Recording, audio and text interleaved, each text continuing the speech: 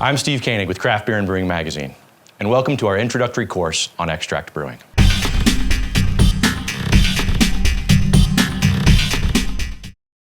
All right, our first step, we need some heat. So here we're going to heat our water. This particular recipe calls, within our extract brew, calls for a temperature of 160 degrees. And we're going to steep our grains for 160 degrees. So the first thing we need to make sure is that that water comes up to temp. Now there are a couple of different types of thermometers that can be used for testing temperature, whether it's here with the water, whether it's later with the mash.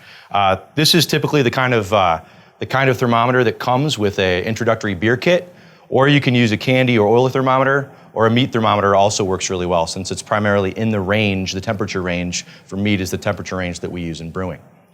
So here I'm just gonna test real fast what temperature my water is now.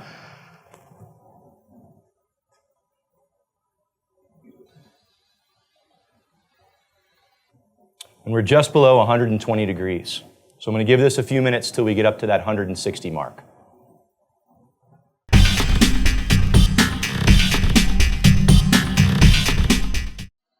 So while we're waiting for our water to come up to temp, we're going to go ahead and get our specialty grains ready. So specialty grains like this, these add color, they add flavor, they add depth to the beer. In an extract beer, that's really important because your primary source of fermentable sugars is going to come from the extract. So these ingredients are really what is going to give your beer that distinct look. So here we've got a grain bag. This is going to keep the grains from getting too hard to deal with while they're in the kettle, and it's going to make it really easy for us to remove these when it's time. So I'm just going to open up the bag here.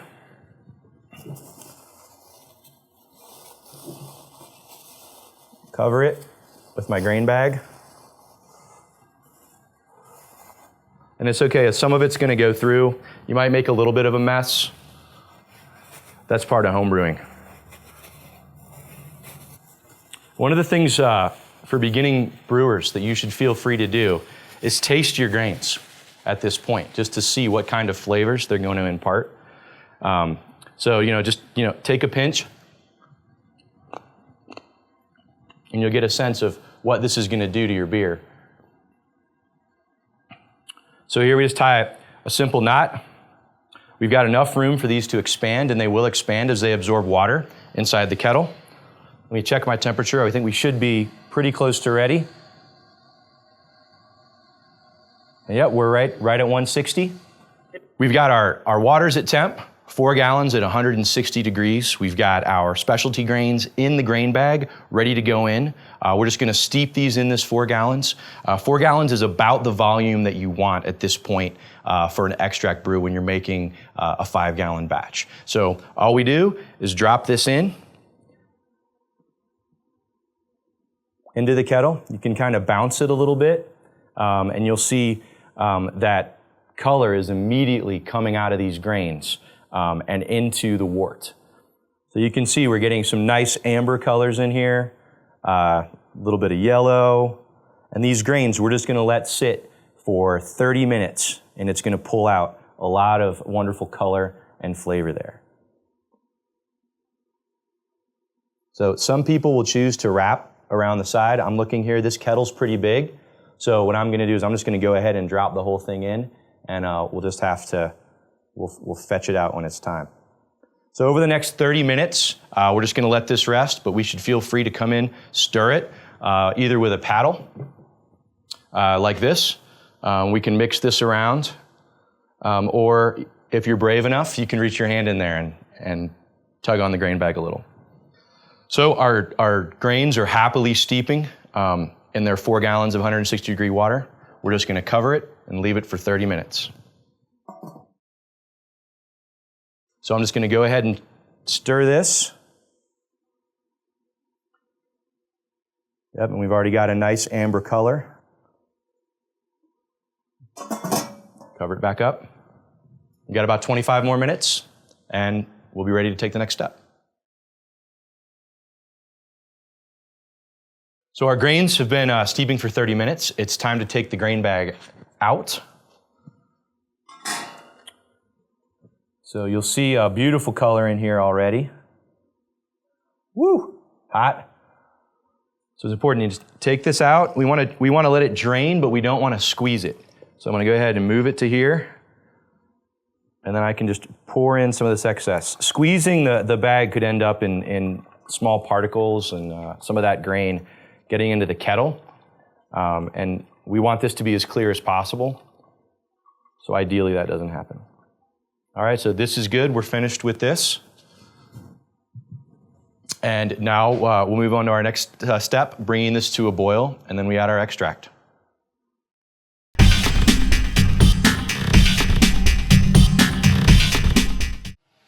Okay, while we're waiting for our boil to start, I want to talk a little bit about hops. Here we've got two different forms of hops. We've got pellets and we've got whole hops. So these are these whole cone hops. They've just been dried and then vacuum sealed and refrigerated. The pellets are ground up and obviously formed into pellets. Depending on the time of year, sometimes it's easier to find whole hops. Sometimes it's difficult. You may also, if you're really lucky, find fresh hops somewhere. And if you do, I'd encourage you to buy those and experiment a little bit. When you're looking for hops, either in the homebrew shop or if you're buying them online, getting the freshest hops available is really important. So you want to look for hops that are in vacuum sealed bags and that are really tight and that are kept under some sort of refrigerated means. So these are your vacuum sealed pellet hops. This happens to be Kent Golding's. Here are some Columbus or Zeus hops in whole form. So we're gonna use these today in our beer, and I'll show you when we open this up, how they expand. This is actually 2 ounces of hops, and we're gonna wanna measure out for our first hop addition 1 ounce. So I've got a scale here, and the first thing I'm gonna do is I'm just gonna go ahead and put this on, zero out my scale, put my bowl on, zero it out, and when I open this up, obviously it'll expand rapidly, and I wish you could smell this, but we want to take any sticks out if we find those in there. But they smell good. They're a nice form, and I'm just gonna pour these in, and you can see they really expand. Just gonna add these in here till we get to 1 ounce, and we are set. The other thing I'm gonna do, sometimes a lot of brewers, they'll just add, especially with whole hops, add them straight into the kettle as is. I happen to have a hop bag, so I'm gonna use this today. It's just a little easier to clean up and remove the hops afterwards. Some brewers feel like they get better utilization out of not using a hop bag because the hops can move around in the wort a little bit better. But I haven't necessarily found that to be the case, but do what you prefer. So I'm gonna go ahead and take my hops here and put them in my hop bag, tie it up, and these are gonna be ready to go in the kettle.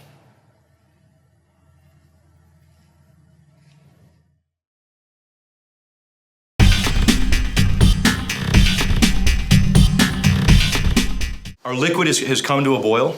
It is time now to add the liquid malt extract. So this is the first thing that we want to do when we're doing a partial mash or an extract beer. And we're going to put this in, stir it. We're going to do it really nice and slow. We want to make sure that it doesn't scorch. In fact, I'm actually going to turn the heat off when we do this just to make sure that it doesn't scorch. Once this is in, we'll let it come back to a boil, and that's when we start our timer and our countdown for our hop additions. So here I've got some liquid malt extract that I got at my local homebrew shop. If you ordered a kit or you bought it online, yours likely came in a can. But if you have a local homebrew shop that does a lot of volume, you can often get malt extract there, and it could be fresher than some of the extracts that you can get online. It's something just taste, test, ask your homebrew shop employee how fresh that extract is. Feel free to do the same thing if you're ordering online. So we're gonna take the extract here, and I'm just gonna slowly pour this in. I'm gonna kill my heat so as not to scorch it. This is pretty much 100% sugar at this point, so it has the chance to scorch. And I'm just gonna get my liquid moving and slowly pour this in.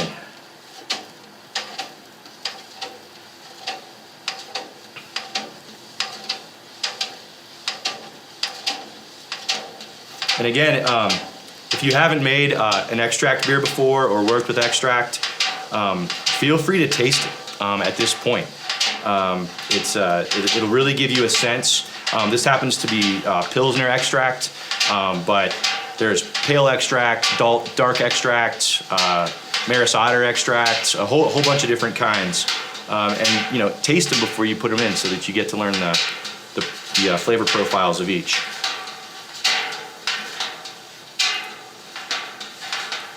So one of the advantages to extract brewing, obviously, is that you get a high level of fermentable sugar pretty easily without having to go through the mash process. One of the downsides is that it tends to be a little bit more expensive.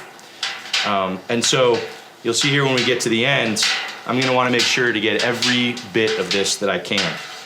So we can scrape out with the paddle here a little bit. But I'll also even get some of this hot liquid in here to soften this up. Just be careful not to burn yourself.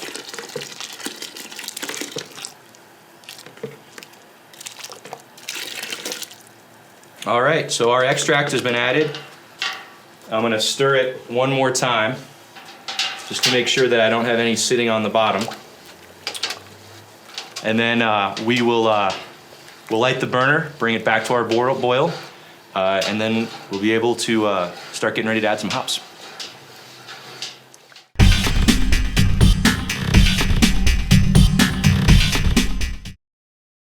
Our wort is boiling, 60 minutes. We're starting our timer today. We have a 60-minute boil as part of the recipe.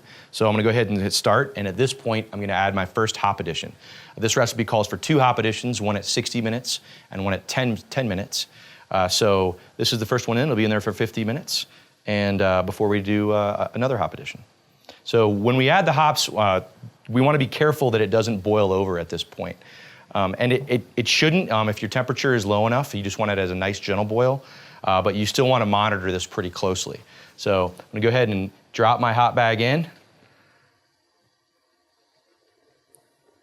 get it saturated, and you'll see it started to expand right away.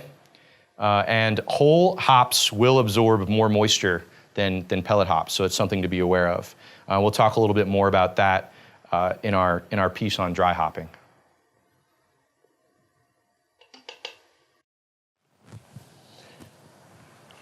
We are just about 15 minutes before the end of the boil, and so it's time to start thinking about chilling our wort.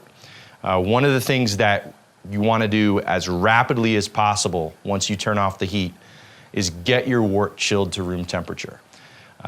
Above that, you're in a danger zone for potential infection. That's where bacteria, they love that temperature. And essentially, we've got a big boiling pot of sugar water here that bacteria would love to get a hold of. So 15 minutes before the end of the boil, we're gonna do 2 things. The first thing we're gonna do is we're gonna add something called Whirlfloc. Just these little tablets. You can buy them in a bag from your local homebrew shop. And this is a fining agent. And what Whirlfloc does, among other things, is it coagulates the proteins and allows those to drop out of suspension, which is really gonna give your beer a much cleaner, clearer look. Absolutely not necessary. Your beer will taste just fine if you don't use this, but we like to use it just to give that beer a little bit more clarity. So some people break these up before they drop them in. I'm just gonna go ahead and drop it in whole and give it a stir.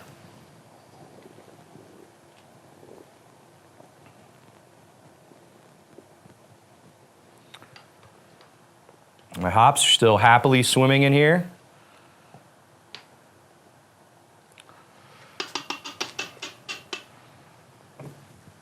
And now I've got my wort chiller. So these come in various shapes and sizes. This one is stainless steel. A lot of people also use copper wort chillers. This is an immersion chiller.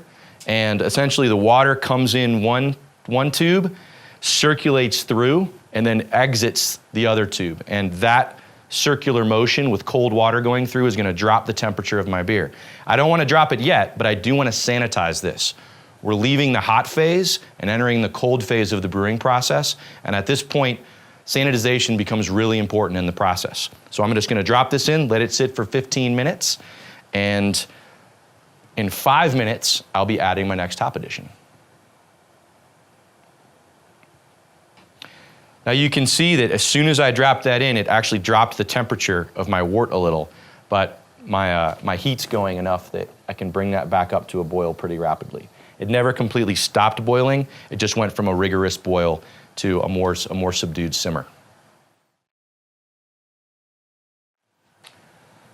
We have 10 minutes left in our boil and it's time to add our last hop addition. That first hop addition that we added at 60 minutes, we put into a hop bag. This one, we've got whole hops, again, but we're not gonna use a hop bag. I wanna show you what this looks like. It's perfectly fine to mix like that. We're gonna put these in. There's more surface area around these when we dump them in this way, so we need to keep our eye on the boil and make sure that we don't overboil. Whenever you add any ingredient that has a lot of surface area to your boil, you have the potential to boil over.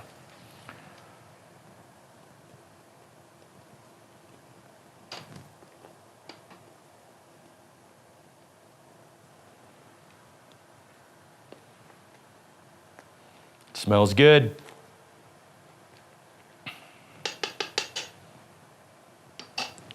We'll let this sit for 10 minutes, and then we'll shut off the heat.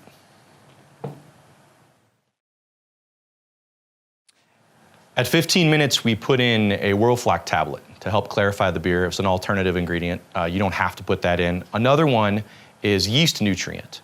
This can help the yeast to create a very vigorous initial fermentation, and this gets put in at 10 minutes. Only a half a teaspoon. If you go a little bit over, it's not the end of the world. I'm just gonna measure out like this, and we drop that in, let it dissolve in the solution, and this will help the yeast kind of get used to its new environment once we add that to the wort. We've made it to the end of our boil, 60-minute boil. Now it's time to turn off the heat and start chilling our wort as fast as possible. So I've already got my immersion chiller in here. Shut the heat off. Whoa! Shut the heat off. I've got my chiller hooked up to my hose outside. I'm gonna run out and turn it on, and we'll wait till this temperature comes down to room temperature, and then we'll get ready to rack it to our primary fermenter.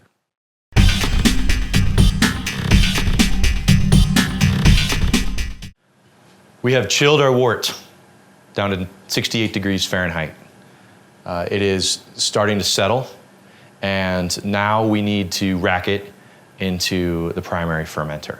Before we do that though, we've left the hot phase of the brewing cycle, and now sanitization is of the utmost importance. So before we move it from the kettle into our carboy, we need to sanitize the carboy. So I'm just gonna show you how to do that. Very simple. This is an auto siphon, a simple suction tube with a hose attached to it. In my bucket, I have 5 gallons of sanitizer. We used Star San. It's an acid-based sanitizer. It doesn't hurt if it gets on your hands. There's nothing you need to worry about there. And if there's a little residual in the carboy or in a bottle or in your beer, it doesn't negatively impact the beer. So we'll put our tube into the carboy, and I just start pumping until I get enough in here that I can slosh it around inside the carboy. You'll notice too, this particular carboy has a handle on it. If you're gonna be transporting your beer from one place to another, not just upstairs or downstairs or from your bedroom to your bathroom, these are a handy little addition to have. So we have enough Star San in the carboy at this point. Remove this. And it doesn't have to stay in there long. So we've got This was, obviously a clean carboy before I sanitized it. Now I've agitated the sanitizer. I'm just gonna roll it around a little bit. And then, actually, I'm gonna pour it back in the bucket so we don't waste it.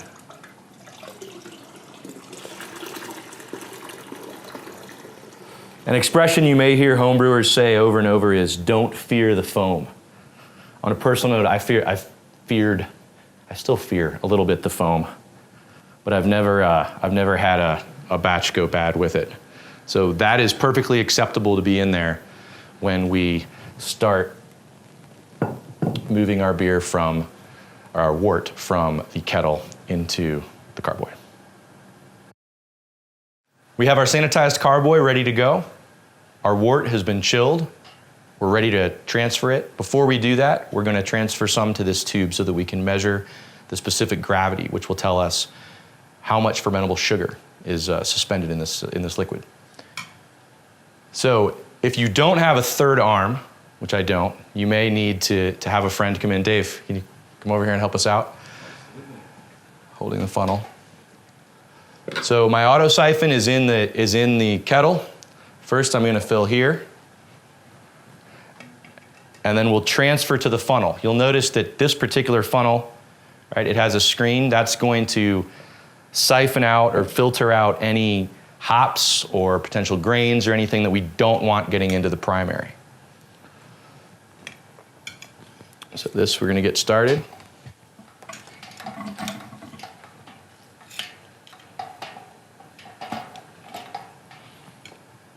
And you need to make sure that you're below the level of your kettle so that the siphon works properly.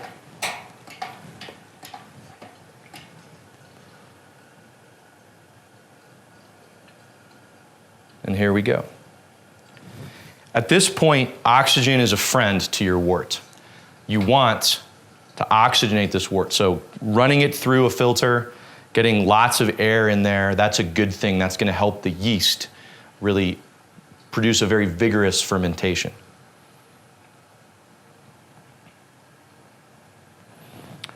Let's hold this here.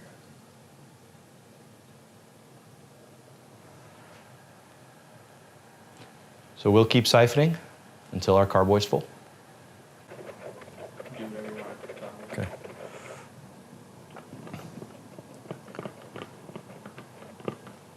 We're about halfway through transferring the wort into the primary.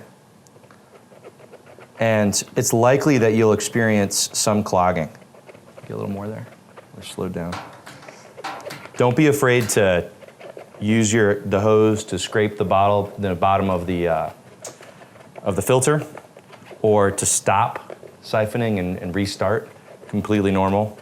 It might be that you have hops clogging the bottom of the siphon. You may notice we also have put some props underneath the kettle to tilt it to one side so that all of the liquid goes to one side. It makes it a little bit easier to siphon as well. And one of the keys here is to have patience and just remember, keep everything sanitary.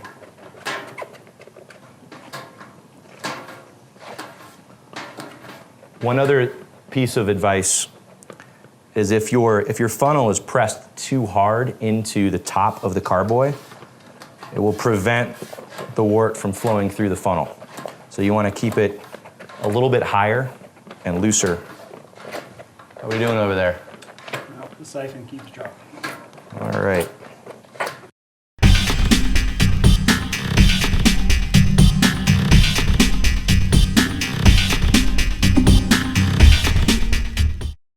We've transferred all of our wort to our primary fermenter. Now we're going to take a gravity reading.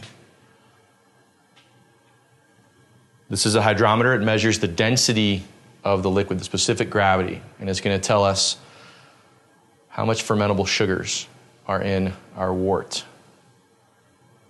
You can see it's sitting up pretty high. That's a good thing. You'll also notice this cloudiness in here. That's a result of the Whirlfloc tablets that we put in. What you're seeing, that cloudy, hazy kind of clumpiness, those are the proteins coagulating, and eventually they'll drop out of suspension, and this will be very, very clear. The same thing is happening over here in the carboy. That cloudiness, there's almost an egg drop soup-like quality to it. That is a result of that whorl floc coagulating those proteins. So we've dropped our hydrometer in, and there are a variety of readings on here. But what we're looking for is the alcohol by volume percentage. And this isn't going to tell us how much alcohol is in here. It's going to tell us the potential that this wort, once it's turned into beer, could have as far as alcohol in it. Our hydrometer indicates that we are at a specific gravity of 1080, which means that we'll record that, and we'll be able to calculate at the end when the beer is ready to go into the bottle, we'll be able to calculate the alcohol percentage in here. So this has a pretty high potential alcohol volume. Now it is time for us to pitch our yeast. The yeast we're using today is an American ale yeast from Yeast. White Labs or Safe Ale also make yeasts in various formats. We're going to use this. We have sanitized the packet ahead of time just by dropping it into our sanitizer solution. And we'll go ahead and pour that in to our primary fermenter.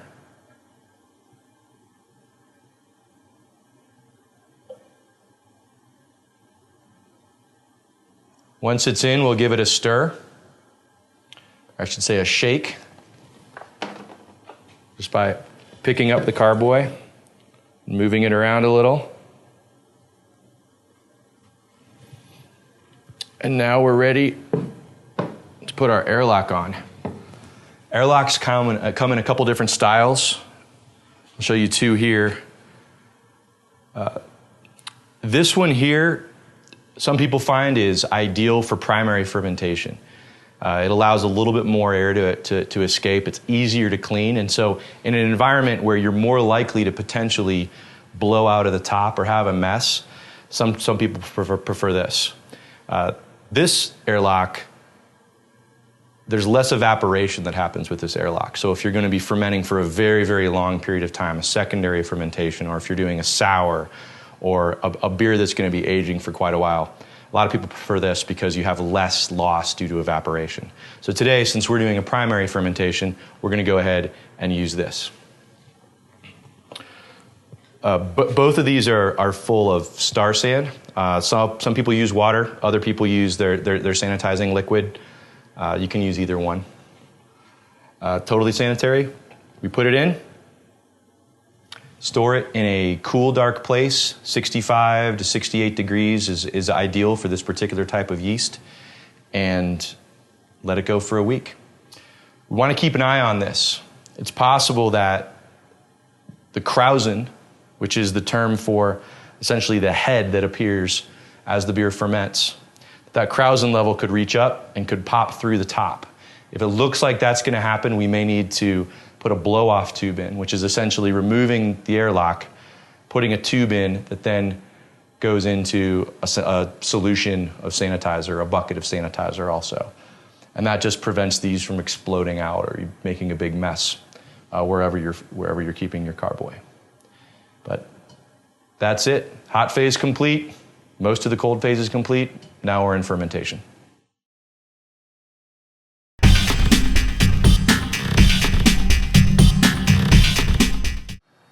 After your beer ferments for about a week, it's time, if you want to dry hop your beer. The dry hopping process is just adding hops after primary fermentation has occurred. Adding them this late, you'll pick up a lot of hop aroma with no hop bitterness. And it's a great way to actually understand the particular characteristics of a single hop, because you're going to get a lot of aroma that way. People dry hop anywhere from 24 hours, up to weeks. We're going to dry hop for about a week. This beer we made 2 weeks ago. It's gone through primary fermentation. Before we add hops to it, however, we have to rack this beer to a secondary fermenter. I have a sanitized 5-gallon glass carboy down here. So we're going to transfer our beer versus auto siphon into here before we add our dry hops. Another note about dry hopping, because your beer already has a significant amount of alcohol in it from going through that primary fermentation stage, and because hops are naturally somewhat antiseptic, you don't have to sanitize your hops ahead of putting them into the secondary. So we're going to remove the airlock from the top to begin with.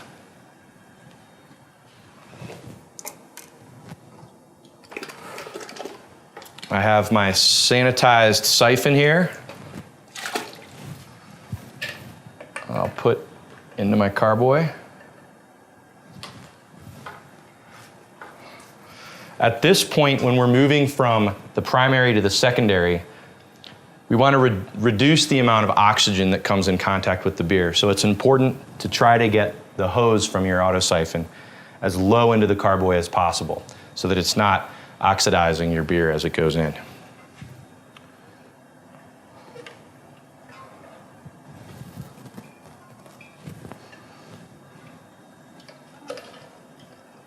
So here we go.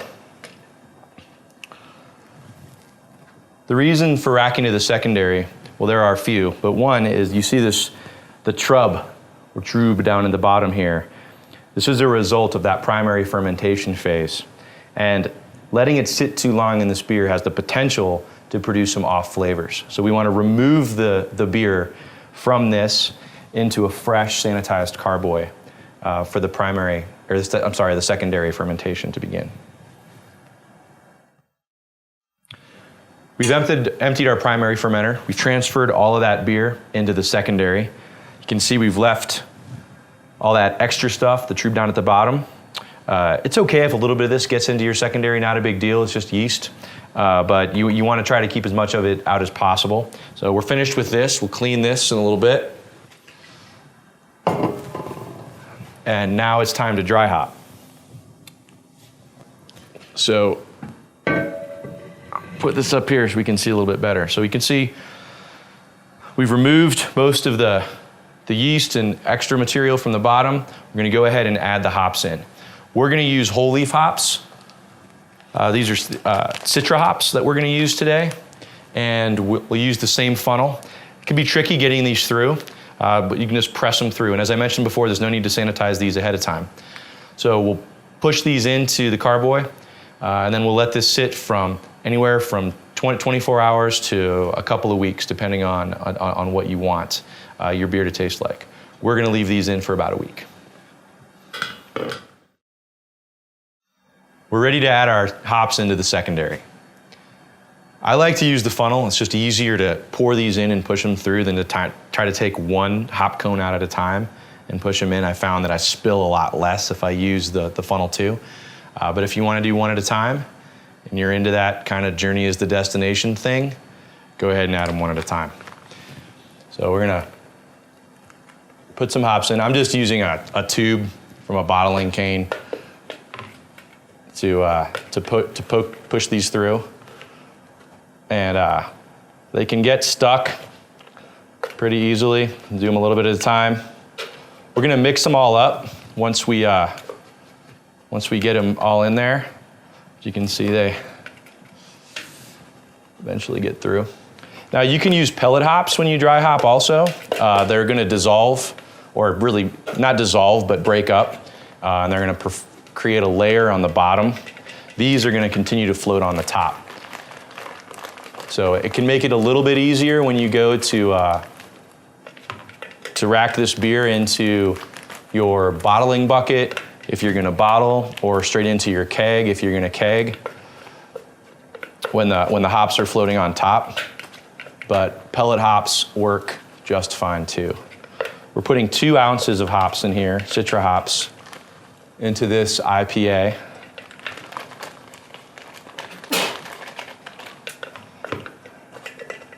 And that's all there is to it. We've added the hops. We'll add our fermentation lock, and this will be ready to go for a week after we give it a little swirl.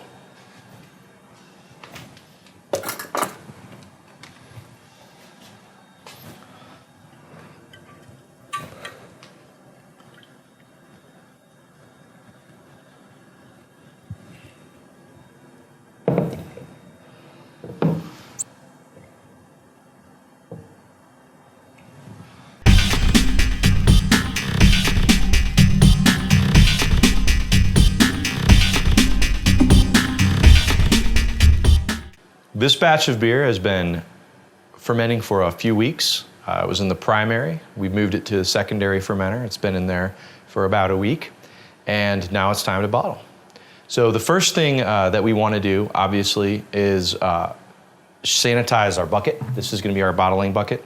We're going to transfer the beer into the bottling bucket before we start the bottling process. So this has been sanitized. Whenever you get ready to start bottling, you need to add sugar to the beer in order to get carbonation. The yeast, most of the sugar in this beer has been completely converted into alcohol by the yeast. So at the point when we bottle, we want to make sure we're giving them something else to feed on to make more CO2. Depending on your size, the size of the batch of beer that you're making, the style of beer that you're making, different carbonation levels can be desired. So you want to, as you're building your recipe, figure out how much sugar you need to add. You can go to your homebrew shop, they can help you with that. You're going to buy something called priming sugar, and you're going to dissolve that in a solution, so into water to create a sugar solution. So what we've done here is we boiled a couple of cups of water, dissolved the sugar into this, and then chilled it to room temperature. We're going to be adding this into our bottling bucket at the same time that we're transferring our beer into our bottling bucket. So to transfer the beer, we remove the fermentation lock, or the air lock. We put in our sanitized auto siphon. And you'll notice that there's a lot less trube, a lot smaller yeast cake down here at the bottom than there would be for primary fermentation. Again, oxygen is not our friend at this point in the brewing process. We want to reduce the amount of exposure to oxygen as much as possible, so we want the hose from our auto siphon to be in the bottom of the bucket. We don't want it splashing into the bottom. And then we start to transfer.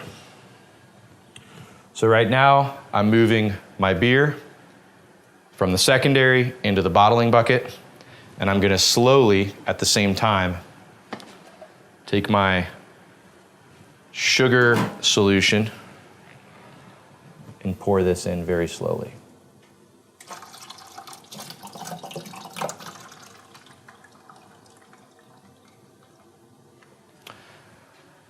My sugar's been added. Now all I have to do is wait for the rest of this to drain in, and we'll be ready to bottle. Before you've transferred all of your beer to your bottling bucket in preparation for bottling, you want to make sure that you get a final gravity reading before you add the sugar solution. So we're going to fill this here, and then using our hydrometer, we'll be able to see the final gravity and calculate our alcohol by volume.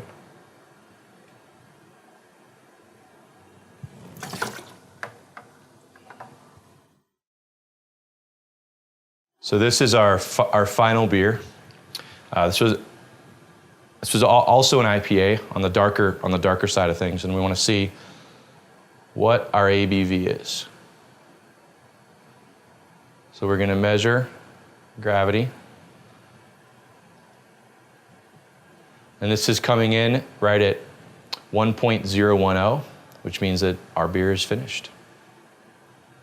And I suspect that this is in that 7% range. But I'll have to go and look at our original gravity, do the math to make that final determination.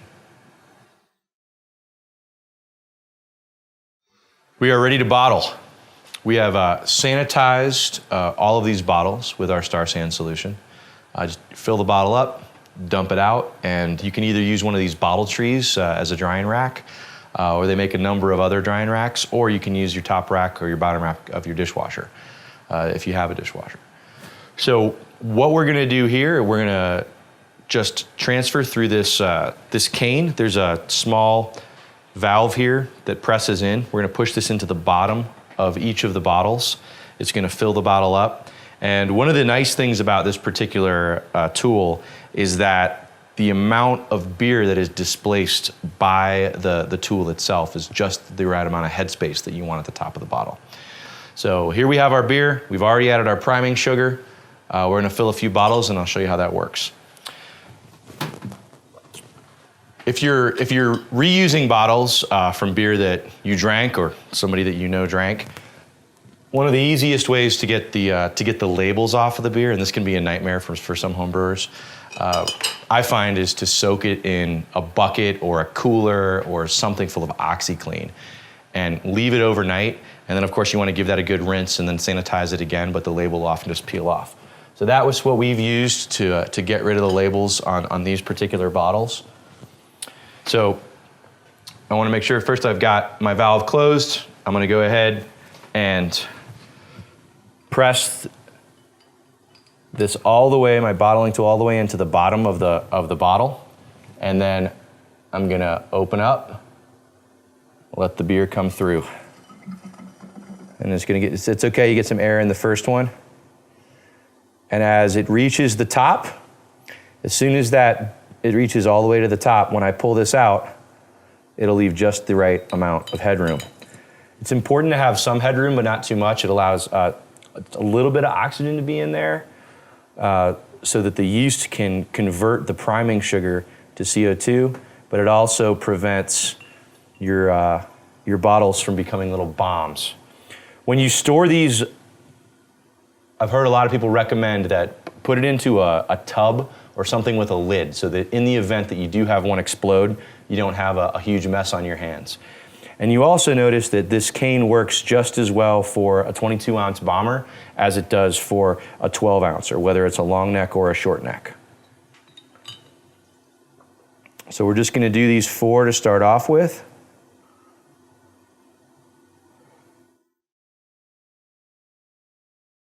Now we're ready to cap our bottles of beer. We have a number of different types of bottles, different length necks. We've got a bomber here as well. All of these bottles take the same kind of cap. If you're doing something that requires a cork or you have a slightly larger opening of the bottle, you may need a different bottle opener than this, but for the most part, most of your standard bottles that you'd go to the bottle shop or to the liquor store and you buy beer, most of them are gonna be these. So this is our bottle opener, or our bottle capping tool, sorry. We've also got our bottle caps that we got at our homebrew shop. All of this has been sanitized ahead of time. So dipped it all in the sanitizer solution, let it dry. We want to make sure we aren't introducing any bacteria at this point. In the bottom of this right here, there's a magnet. So your first step is to take the bottle cap, just put it right on the middle. And the first time you do this, it can feel a little uncomfortable. You feel like you're gonna break the bottle. In fact, I've actually broken a couple, not just because I'm huge, but just because sometimes that happens. Pull these down until the handles are parallel with the counter. Once they're parallel, you feel that snap, means you're good to go. On the bomber, works the exact same way. You just take your bottle cap, attach to the magnet, go right down over the top, pull down when it clicks. I mentioned before that from time to time, a bottle may explode on you. It might be that for whatever reason, there's more priming sugar or so there's more active yeast or more oxygen in a bottle, and it can cause one to explode. So when you're storing these, you're gonna wanna do that in a container that has a lid. And in 2 to 3 weeks, you should be good to go. My recommendation is in 2 weeks, open one up, taste it, see if the carbonation level is where you want it. If it's not, maybe sit a little bit more. But in general, fresh beer is better beer. Cheers. We hope you enjoyed this course on introductory brewing. For more information, recipes, news, to interact with your fellow homebrewers, please visit our website at beerandbrewing.com or subscribe to Craft Beer and Brewing magazine. There are many different ways to brew beer. We've done our best to show you one that has worked for our team, but there are lots of different ways. And the most important thing is experiment, have fun, and keep brewing.